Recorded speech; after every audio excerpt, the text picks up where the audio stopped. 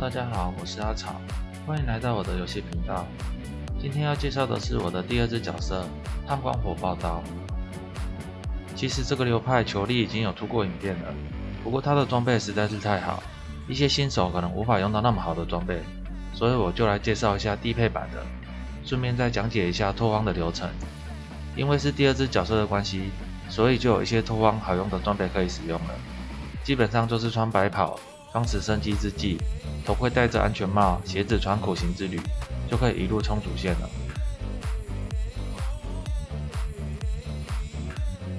首先在第一章时，我是使用了冰霜脉冲、密能波动、猛攻，寒霜炮穿上密能爆发、猛攻，神圣火蛇图腾穿上效能辅助、附加火焰伤害、燃烧辅助，然后开了活力跟清晰，为已使用烈焰冲刺。只要是玩法术洗手的，我都很建议用寒霜爆配猛攻这组技能，毕竟放了之后就可以直接冲，配合猛攻还可以加速，跑剧情真的非常的方便。到第二章时，光环就多开了灰烬之劫。火蛇图腾是因为有白袍，就尽量塞满连线给他增伤的，就多串了精准破坏和元素集中。打图时就是丢寒霜爆，丢图腾之后就可以无视怪物一直冲下去了。到了第三章后，技能就几乎全部都换掉了。这边上到28级就可以使用虚空岛屿。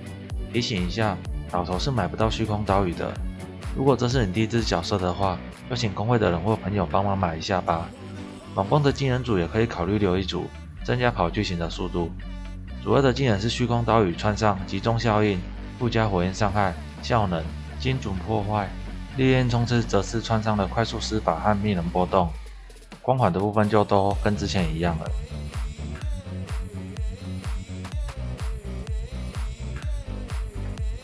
到了第4章和第5章后，升到38级时，主要的2组攻击技能就完成了。坚韧爆破穿上精准破坏、元素集中、火焰穿透、范围效果和启发。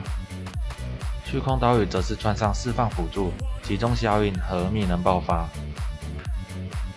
然后再穿上了一组受伤失败和钢筋铁骨，以及混沌魔像。再来第6到第10章的技能就几乎没什么变动了。烈焰冲刺和快速释放这组可以改成换步和恢复，可以看自己比较习惯哪一组。练到56级时的时候要换上2把抹灭，可以大大的提升你的 DPS。再来就是到68级的时候换祝融刀了。祝融刀是这个流派的主要核心武器。另一把武器可以挑有法伤法爆的权杖，带上功力触发插槽法术。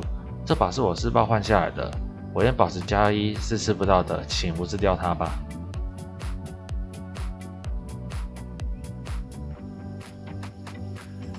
目前这只角色已经练到80等了，伤害方面打红土也都还够力，只是因为等级太低的关系，所以血量的部分还拉不太上来。目前生命加能量护盾也有7000左右。再来就大概讲解一下升华的顺序，还有我目前的装备。升华我是先点左边的美德椅，这个升华再加上祝融刀，这是这个流派的主要构成了。再来就是往右上点出奉献地面和免疫元素异常状态，最后再点右下的增加爆率提升伤害。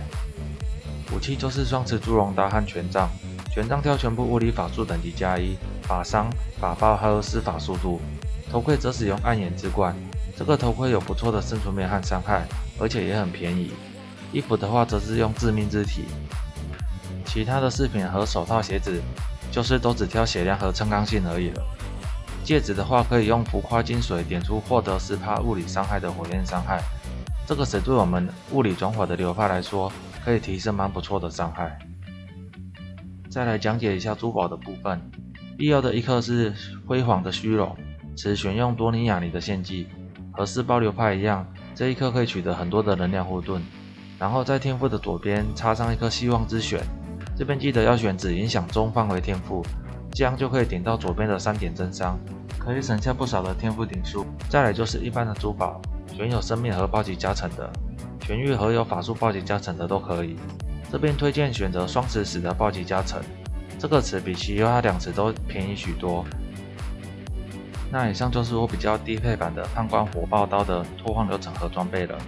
如果我有讲错什么东西的话，可以在下方留言提醒我一下。谢谢大家的收看，我是阿草，我们下部影片见，拜拜。